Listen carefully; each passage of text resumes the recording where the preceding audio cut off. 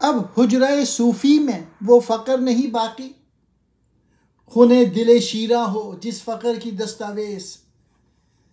ए हल्क़े दरवेशां वो मर्द खुदा कैसा हो जिसके गरेबा में हंगामाए रस्तखेज़।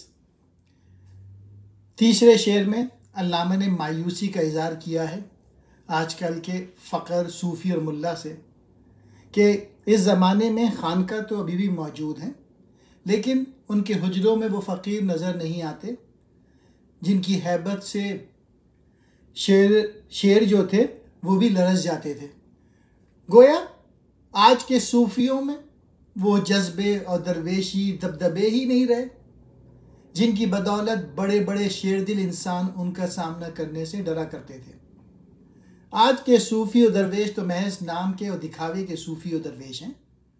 अब इकबाल इस शेर में सवाल कर रहे हैं कि ज़रा उस हकीकी और सच्चे दरवेश के मुतालिक तू सोचो जो अपने सीने में ज़बरदस्त रूहानी क़ुव्वत रखता है, ऐसी रूहानी क़ुव्वत जो किसी भी कौम में इनकलाब अंगेज़ सिफ़ात पैदा कर देती है। इकबाल के इस शेर में बुनियादी मकसद है कि अपने अहद के इन सूफ़ियों और दरवेशों को बताएं कि तुम लोग तो बेहिसी और बेअमली के सबब अपनी रूहानी क़ुव्वत और कुदरत की बख्शी हुई सलाहियत खो चुके हो। लेकिन अगर आज भी ऐसे मर्द दरवेश अपने अंदर रूहानी क़ुव्वत को इस्तेमाल करें तो इनकलाब कर सकते हैं पैदा।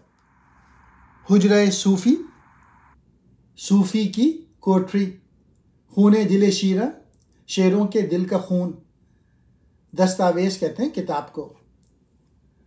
हल्क़े दरवेशां, अल्लाह वाले लोग, रुस्ताखेज़, तूफ़ान का शोर।